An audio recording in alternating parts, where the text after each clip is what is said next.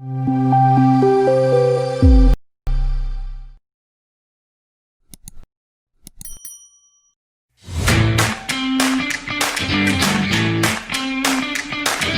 everyone, welcome to D Education. So, if you guys are new here, this is a platform wherein the young designers can come and talk about their design education and how the design education has shaped them into better designers. On today's episode, we have Stuti with us. Hi Stuti, if you could give a brief about yourself to our audience out there. Hi, Tejj. First of all, thank you for getting me here to talk about my design education. And it seems to be a very exciting thing that you're doing. Basically, I'm a strategy designer. It's not a term which is very commonly heard of, but I think in India, it's recently been catching up in, say, the last 3 or 4 years. So if you've heard of the things, design thinking, design management, then that is what I do. Or if you've also heard about experience design or service design, then all of these are somewhere overlapping genres of design, I'd say. So basically, I did my bachelor's in mechanical engineering, and I'm a true Mechie. I was working in the Indian automobile industry. I used to love my job, but then somehow design happened. So I went for a master's in strategic design management at NID. And post which I've worked with multiple companies like Hitachi. I worked with Infosys. I worked with ChargeBee, and now I'm working with Brain Enterprises. So across these four, I've had multiple designations. So normally we don't find one designation. So somewhere I was an experience designer. In other places, I was a strategy designer or design strategist. So the terms keep on changing, but the work somehow remains the same. That's wonderful, Stuti. And as you mentioned about the various terminologies, right now, like industry is being crowded with a lot of new young comers and all. So often Right, people get confused with all these different roles. But I suggest being a right, designer, you should first focus on like you are a designer and you are actually trying to solve the problem out there, no matter what's your role or thing. So that's a great thing that you have mentioned. No matter what our roles change, our superpowers are exactly. there to help the users out there and Yeah. get their work done. So, what was your journey into design and how did you pursue design education? Okay. So my journey into design has been a pretty dramatic one, I'd say, because when I was very young in school and everything, I just knew one person who was in NID, and I think she was doing film and animation at that time, and I lost touch with her and everything. But I was, I think, in 10th. But design as a profession never crossed my mind, and this is I'm talking about. So I did my 10th in 2007, so way back, okay. And since I was already very interested in science, I took science as a field, and I went into engineering because mechanical engineering was, one of my choices. And I was working with Maruti Suzuki India, and there we had this styling department. And somehow my work as a design engineer, I somehow got placed into a department that worked very closely with the styling department. So these guys were, you'd be all drab and boring. And when you'd go into their sort of arena, they'd have those vacuums and they'd, deal with clay models and everything. So everything seemed so nice. And I always had this sort of making gene in me. So I always wanted to, make something out of whatever is available. So even, with different type of material samples coming in, I used to either sketch on them, on them, or even, so everybody in my department sort of knew that this is the girl who sort of designs, or they called it art at that time, but I think that was also design in a way. So then I was, after 2 years in Maruti, I was looking for an arena. And one of my cousins, actually, so she's a distant cousin, but she was doing the same course. So she was doing strategy design management. And she was in the first year, I think. And she told me about this very fun course. And she's like, this is not like pure graphic design, or this is not, a specialization. So what was in my mind at that point of time was either I do an MBA, or then suddenly this field of design came up to me. So I was like, I kind of want to do both. And at that time, design thinking was something which was unheard of in India. And this is 2015. So, I mean, people knew, but nobody was really doing it in the corporate world, I'd say.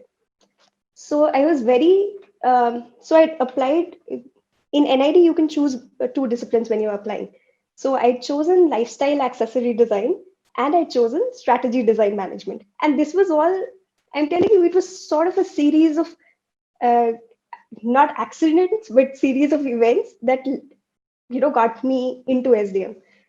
So I was having a discussion with friends and sort of narrowed it down to these two.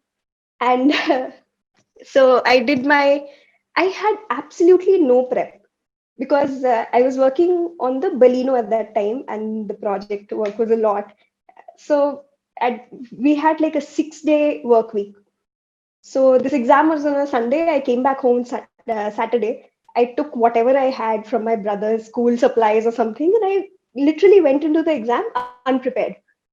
But that is in the technical terms. I'll tell you later how I was prepared for it in a way. So, and then later I got selected, and when I went for the when I had to go for the studio test, what happened was I did not get a leave for the day when the lifestyle accessory design studio test had to happen. So somehow, stumbling across, and I really thank God that, that did not happen because SDM truly is the field that I wanted to be in. And it turned out to be exactly what I wanted. Thanks, Hmm. Stuti. So, as you mentioned, strategic design management. So, this is like a pretty new course in India. So, what are other colleges that Right. offer the same course apart from? And So now a lot of people are offering this course in different ways. So strategy design management or service design management or design management. So at the time I was joining here, there was only Parsons which was offering the course, and there was Lucerne School of Applied Arts, which was doing a design management international. So basically the terms will change, and now I think Srishti is also offering a course. To be very true, I graduated, like I joined SDM in 2015. And in 5 years, I think I'm not very up to date on what colleges are offering this, but I do know that it's being offered in multiple forms across India now. that's great. And Pratt is also, offering SDM along with Parsons and all. Right. So, what made you Yes, choose yes, yes. not to go to Parson and go with NID? Like, aren't you having any plans to go to masters and stuff? See, as I told you, I was completely lost. I was this engineer who loved her job, like, and I didn't know whether I wanted to do an MBA or GATE or design.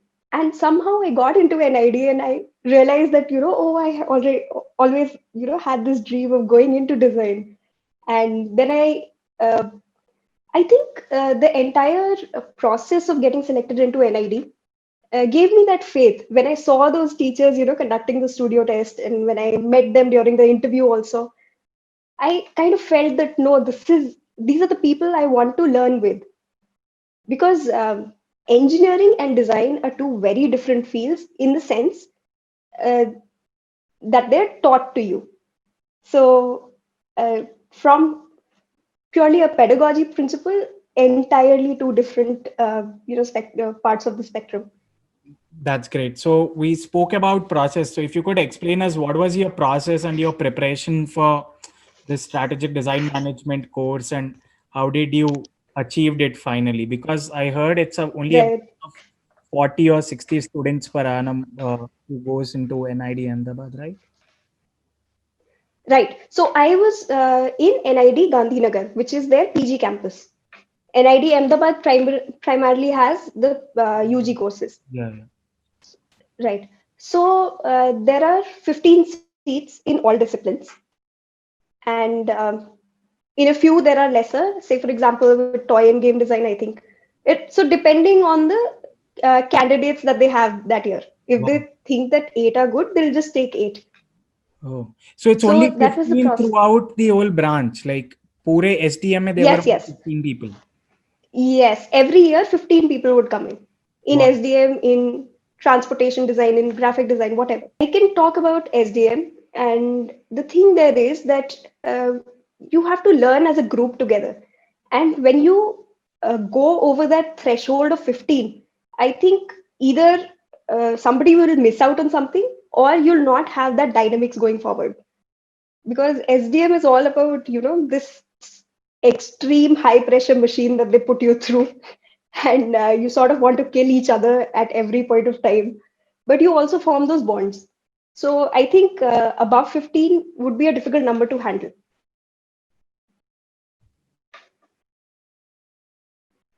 So that's the reason why they limit the number count. I'm not really sure, but that is That's the what you think logic. basically, like, okay. Yes, exactly. And why it is good in a way. Okay. So if 15 Because is see, like, in engineering, yeah. In engineering, sorry. usually it's all crowded and all right. Oh, we had like 150 people studying during foundation, and then later on we got divided into sections, but still 60 people, right? Yeah, yeah. So I believe the concentration that each faculty puts on is also very high amount of, and it's almost like a very close Exactly. relationship with the faculty and the other co-peers Right. that you are studying with. So that's a great thing. Exactly. So let's talk about your process and preparation. Like, what all did you do, and what do you want to suggest to the right now who are people who are applying for NIDs, and what exams you wrote? You could talk all about the process, the tests, and everything. Right. So as I told you, I was not this person who researched a lot on design and what are the different things. So I did not even give seat that year. I just had NID. That's it. I just wrote NID, and it was my first time only. And as I told you that throughout the 2 years at Maruti as well, what I was doing was playing with the samples, making something out of it. And even when I was working on the Baleno, we had these real world problems come to us on the car that say, this particular piece in the luggage area is not fitting perfectly. What do we do about it? So I'd say that's a lot of design, right? More than engineering. So I'd say that I was preparing for NID in a way in the real world situations that were offered to me throughout the 2 years. And even during lunchtime in Maruti, I had these samples. I still have a stack of them. So different material samples, plastic samples, roof lining samples, everything. And I used to sketch on them all the time. And when I applied for NID, I think that was in November when the forms came out. And the exam was 9th of Jan or something, or 11th of Jan. Between that time, I sort of realized that, okay, I have done this exam, applied for this exam. And there were two other people in my batch, like in my company, who were doing the same. So you're like, acha chalo padenge and everything. And in the end, nobody did anything. But on Saturday or Sundays, what I do is I Google, YouTube a few things about NID exams. And I went to the NID website and downloaded a few sample question papers that they had. And all I saw was that, they wanted some kind of what they were testing on was basically not your drawing skills or anything. It was more about, how quickly you could think out of different or difficult situations, and how differently could you think. So at that point, I sort of had faith in myself that, maybe I'll get through this. And what I did was I just practiced. So whatever YouTube videos I found, I don't even remember who was it. I just remember that BRDS was an academy, and I sort of contemplated joining that, but I did not. And I had my cousin also in SDM, so I talked to her how the different studio tests were. So it is very important to talk to somebody who's in the same discipline that you're applying to, because what happens is, the studio test patterns are very different for each field, and you need to know what to expect when you get there, Yeah, because and studio that's the test is a high reason. pressure. Yeah, and that's the reason we have started this platform so that all the young coming people could have a basic idea or interaction about, because a lot of things I'm hearing it for the first time. So people who are new to field, they might be totally blank. Exactly. So for them, it would be like a guidance to somewhere, and that's the reason why this platform is there. So Right. So it always helps to, uh, I get a lot of people pinging me on LinkedIn talking about, hey, I want to get into SDM, and I see that you've done it. Could you tell me a few things about it? So the thing is, for somebody who's graduated earlier, we can tell you about the crux. but you need to talk to somebody who's in the first or the second year there, because they will tell you about the pattern of the question paper. So NID question paper pattern has changed a lot over the years. When I gave the exam, I think general knowledge was about 5 marks, and I was kind of banking on that to help sail me through. But I think that number increased, like the portion or the weightage of the general knowledge sort of increased over the years. And they were also changing the pattern of the studio tests and everything. So you need to know what happened last year. That's it. And that is all I knew. So NID will supply you everything you need to clear their exam. You basically download that sample paper that they have on the website.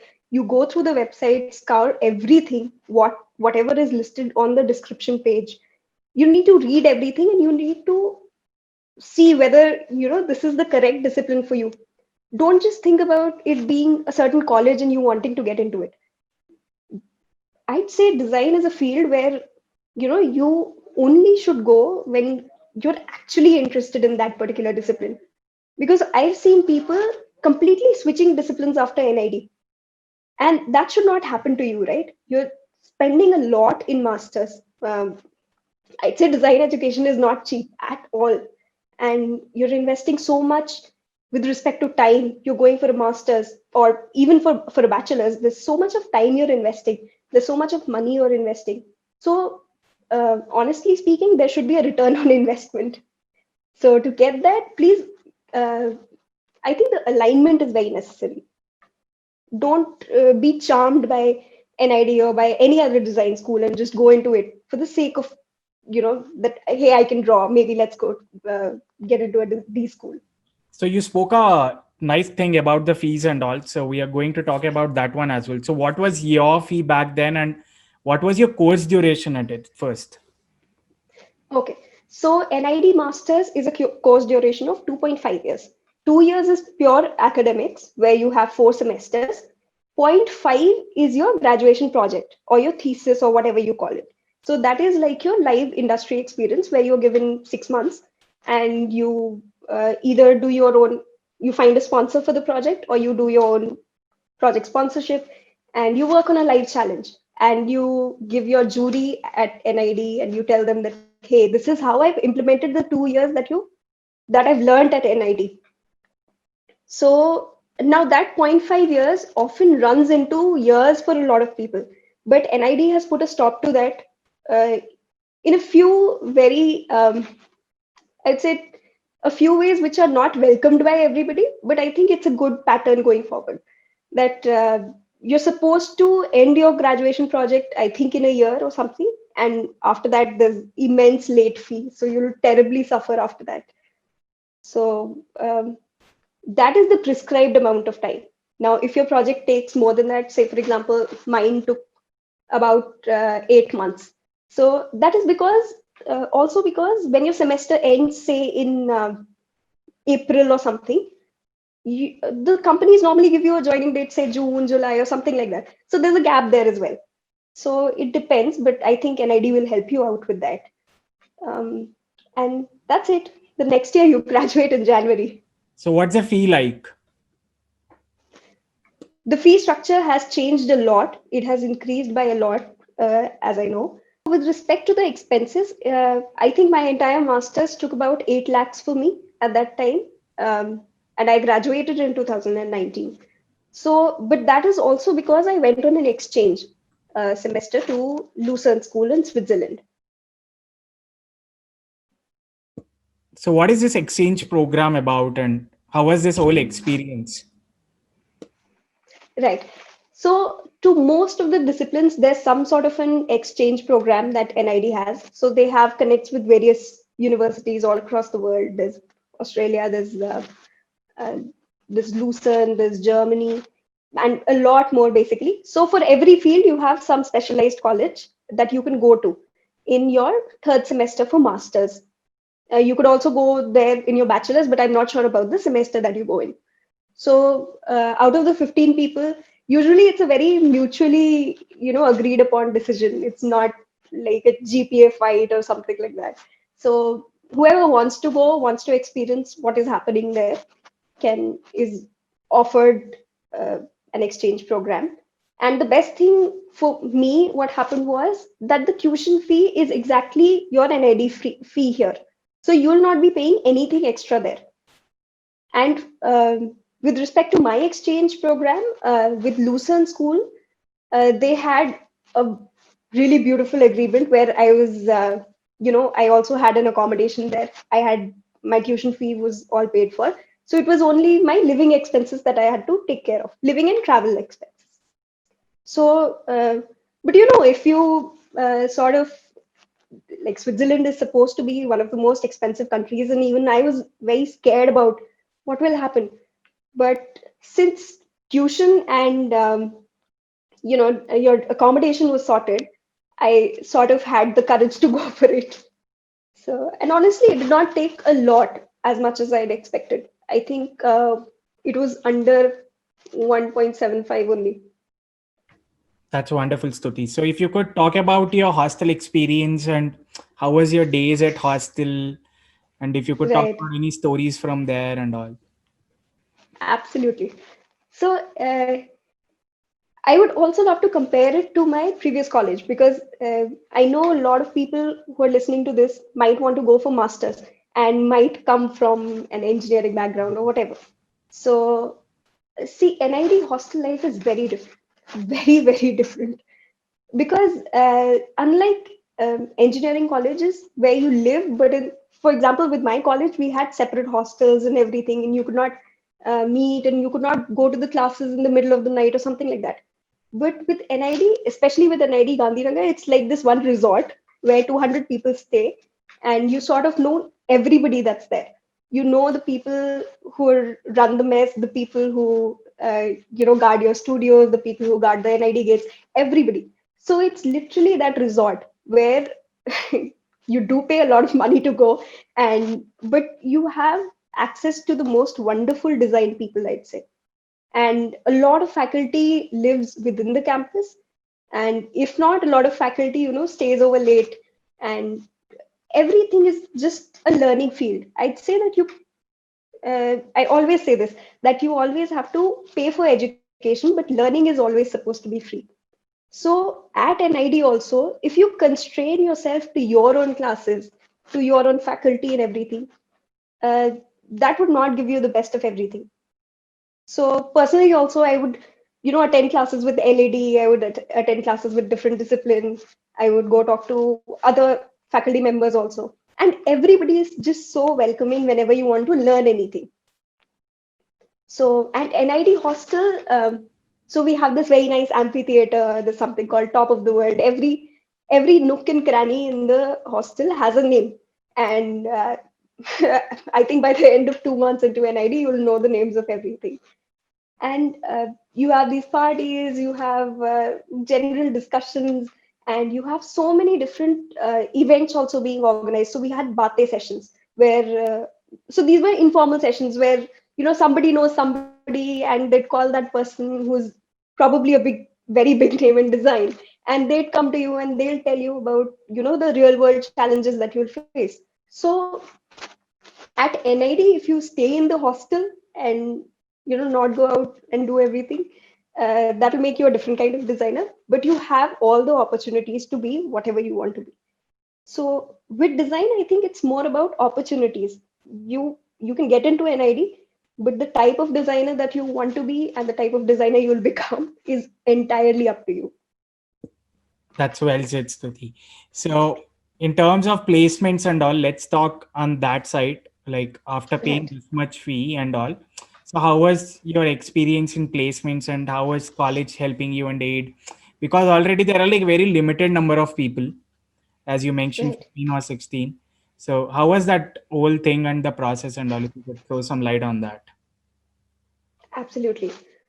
So see, NID placement is not a very like if you talk about other type of schools, it is not that streamlined, okay? And you don't have to rely a lot on design placements because yes, you do get mass recruiters also, but normally what I've seen, even with me or even with other people, designers normally like to pitch. So they do an elevator pitch or they do an email to somebody who works in a company that they like. Say, for example, if I'm interested in, fashion, I'd pick all the fashion brands that I'd like. I'll create my portfolio. I'll send them an email. I'll tell them why I want to be there. And of course, that doesn't always happen. So for that, I'd say as a student, treat the placements as a fallback option that NID does give you. So you have a lot of recruiters coming in for every different field. So from apparel to say, UX design or interaction design or toy and game design. So you have a pretty good bunch coming in there, and you're free. So all these companies come in, and before the placement drive happens, you get emails from everybody. You have to apply to them, and NID. There's a portal where NID uploads your portfolios. So there you upload your portfolios, and sometimes a few companies, shortlist a few candidates, and a few just open walk-ins. But invariably, any company that comes in, they'll always have a walk-in at the end. So if the placement drive is say for 2 days or something, and the placement drive also. So sorry, I forgot to mention this earlier. So first it happens at NID Ahmedabad. Then it happens at Gandhinagar for 1 day. And then months later, it'll also happen at Bangalore. Now, the type of companies that come in all three different locations are very different because Ahmedabad campus has more of UG people, and you'll get a lot of fashion brands there and everything. With Gandhinagar, there's more of postgraduate campus. So there you'll get an entirely different kind of companies. And with Bangalore, there's more of the software world or the UX and UI designers. So the genres are absolutely different. So you have to pick and choose what exactly do you want to attend.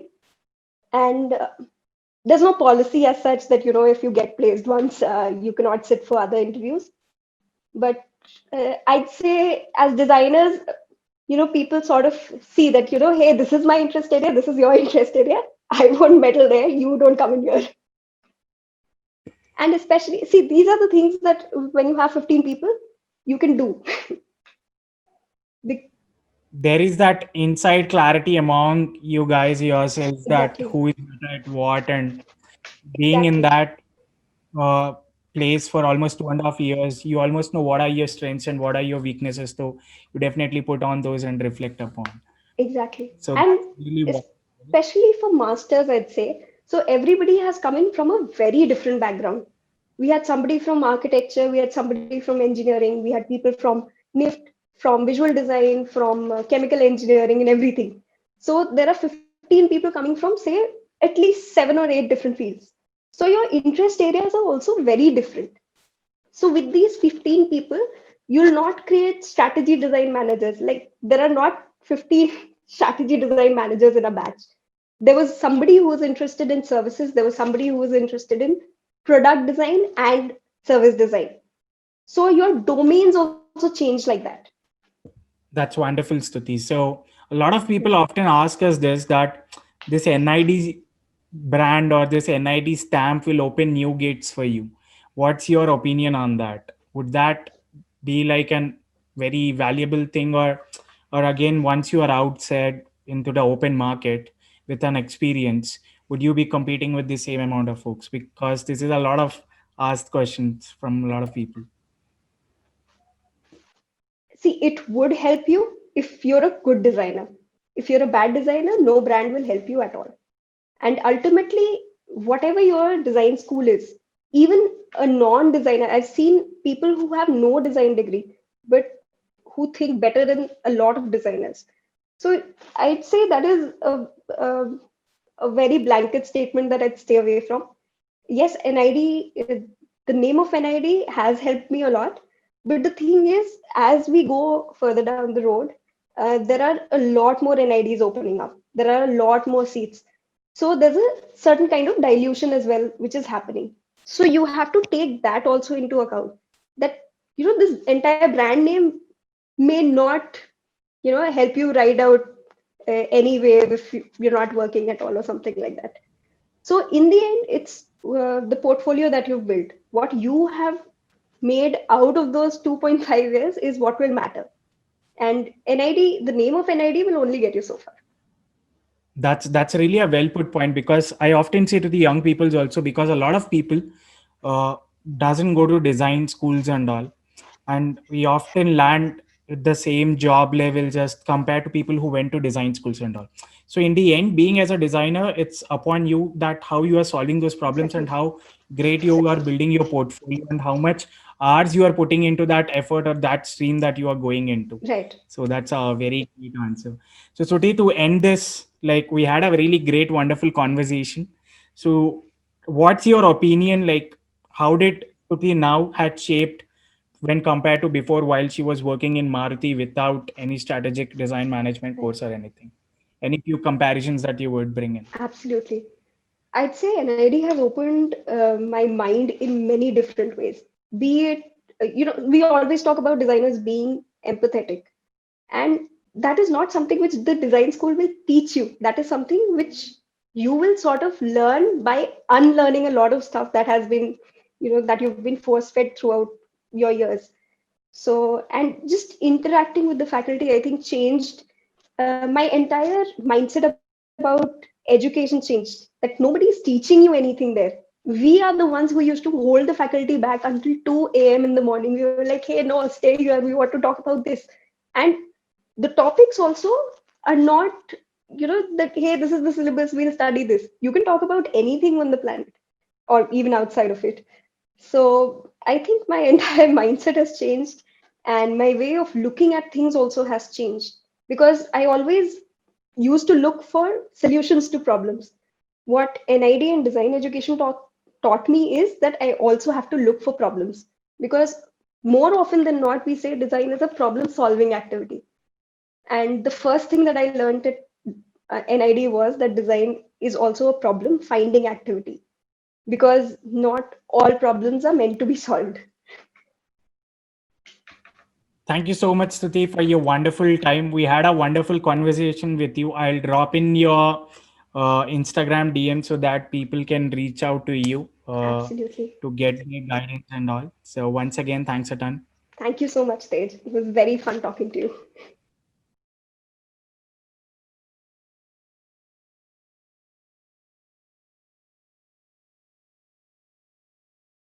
So one thing about NID interviews is that is the last step. There's sort of a pattern that they look for candidates who've not gone through a proper coaching institute or something like that. And I'm not vouching for, on behalf of NID or something, but this is a pattern. And I think I was also asked this, that whether you took any coaching or anything. And they try to take people who have not gone through these coaching classes, because they sort of train you to think in one particular way, and what they want is people who naturally think that way. So that is a huge point. Even if you've gone through some coaching, try not to highlight it much in your interview or something like that.